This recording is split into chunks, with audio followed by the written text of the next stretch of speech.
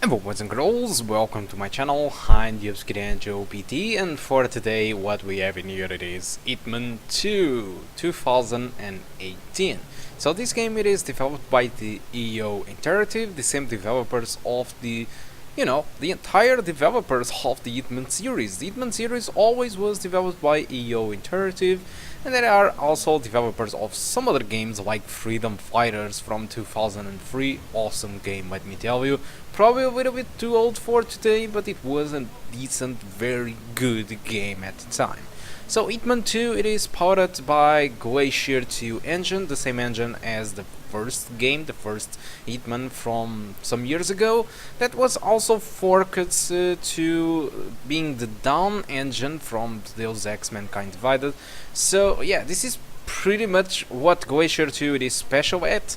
There is a lot of detail into this map, a lot of simulation. It's not that the graphics are groundbreaking, but you see a lot of stuff happening in here, a lot of people walking around, a lot of stuff going on, a lot of palms moving, a lot of flags moving, stuff happening on the sky, and things turning around. So there is a lot of simulation going on, and Glacier 2 engine it is specialized in this kind of stuff. And obviously, since everything is so alive, CPU it is, well, getting fully utilized over here, being a very CPU bound, which is actually bad news for us, because our little Phenom II over here X4 it is a CPU with 9 years old. When I brought this CPU, we were at the middle of the age, or pretty much at the beginning more than less, of the PS3. So yeah, it was middle age of PS3. Nobody was talking about the PS4 at the time. It was pretty much inexistent, and still this Phenom II X4 it is here, delivering above 30 frames per second experience on Hitman at some levels, at others, well, unfortunately, not really. This is also the first time that Hitman 2 it is published by Warner Bros.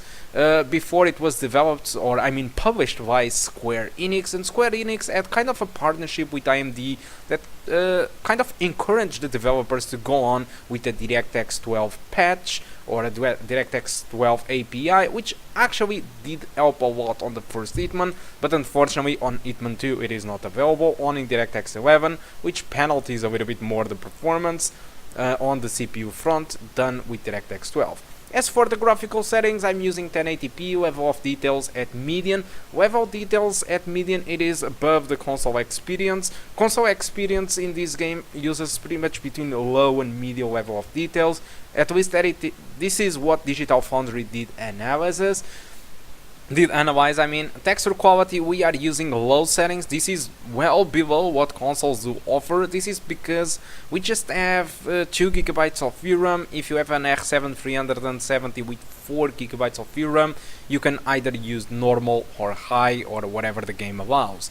But with 2 gigabytes of VRAM, you are not allowed to go to normal or high. You can disable these restrictions, enabling you to go with normal or high, but you will get an extra stuttering, which I think there is no reason for you to go with normal or high if you are going to get a buttload of stuttering. Okay, texture filtering, choose whatever you want. This is not the most intensive option that you have in there. I have gone with 4 times. Screen space ambient occlusion it is mostly a GPU setting, a GPU power setting, so I have it on because I have GPU to spare. And shadow quality, thanks to the 2 gigabytes of VRAM limitation, you can only choose between low and medium. Simulation quality, I can't choose it over here, okay, but I'm using base. Base it is what also consoles do use, and it is the minimum setting you can go for. This is what it is recommended to 4-core CPUs or less, and also there are higher options for players that have 6 gigabytes. 6-core CPUs or 8-core CPUs, but for us we really need to stick with the base simulation. Okay, this is pretty much the graphical settings of the game. There is no more options for you to choose from. You can't select anti-aliasing or any sort of that. By the way, the game it is using a temporal anti-aliasing. I think temporal plus SMAA, I don't really know. And I have decided to test this game on 2 different maps. The first one being Miami. Miami it is what all the benchmarkers do use to test this game, which I think it is wrong, but I decided to go along with it. So with these low median settings, I got an average of 38 frames per second and a 1% low of 30. And if I do use the low settings, I barely got a boost in performance. I got an average of 40 and a 1% low of 31. So far so good. An experience above 30 frames per second most of the time. It is rather acceptable for a 9-year-old CPU. Although when I choose the map of Mumbai, things go a little bit worse, you know. It is way more CPU intensive, and I got an average of 29 and a 1% low of 24. So the game starts to deliver frame rates between 25 to 30 frames per second, and that is also something wrong that I also did notice on my laptop video.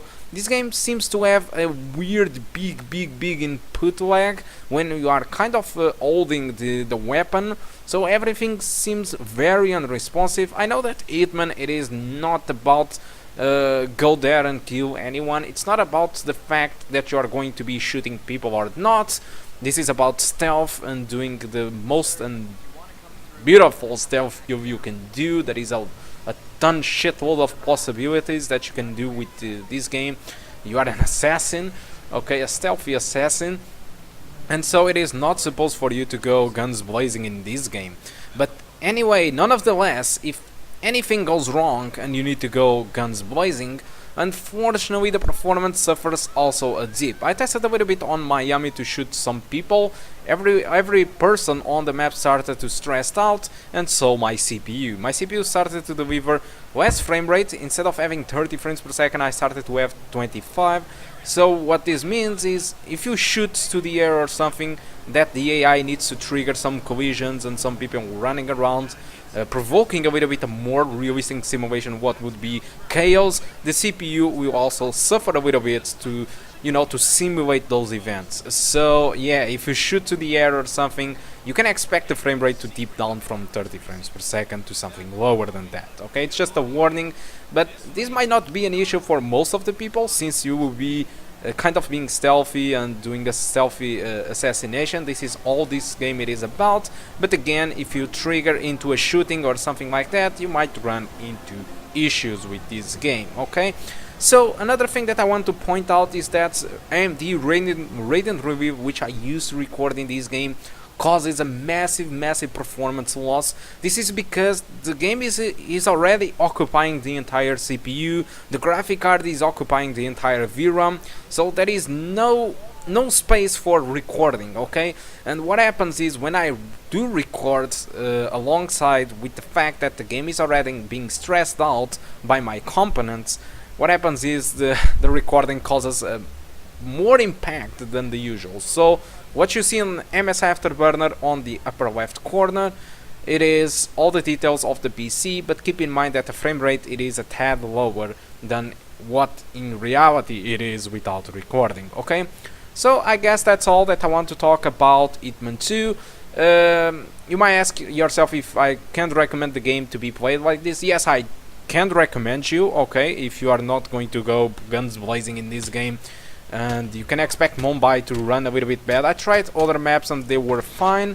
So if you are interested in buying this game, you can get this game through Steam at 60 euros by the time of the video. A tad expensive if you ask me, but if you are out of money and if you still want to buy the game, you can buy this game through Kinguin at 30 euros. This is 50% lower than what is sold on Steam, and if you want to get through that price at 30 bucks, just go to the link on the description of the video. There is there a link for Kinguin, and you can enjoy the game at 30 euros. So guys, thank you a lot for watching, and hope to see you soon.